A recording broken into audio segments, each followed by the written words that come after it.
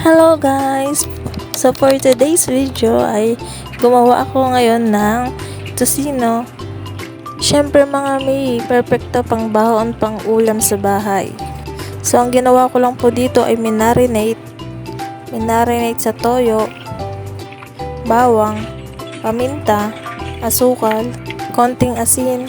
Mga may hindi ko na siya nilagyan ng food color kaya ganyan po ang kulay niya. Pagkatapos pong i-marinate, pwede nyo na pong ilagay sa nilagay ko lang po sa Tupperware para po mailagay sa rep. Syempre po pang stock, kaya sa Tupperware ko po nilagay. Bali nakadalawang Tupperware po ako dito. So kung magluluto ng ulam, pwedeng kumuha ko dito sa Tupperware. Hindi kasi maganda kung ipa-plastic kasi nga malagkit to. Mas presentable po kasi kung naka-Tupperware. Bali mga mi, kung magtutusino kayo, kailangan po manipis ang hiwa ng karne. At syempre po mga mi, kailangan po may halo pang taba. Kasi sa totoo lang nakakaumay po kung puro laman.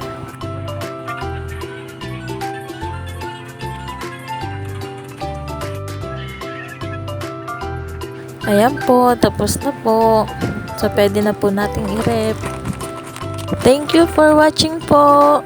Ingat po tayong lahat. God bless.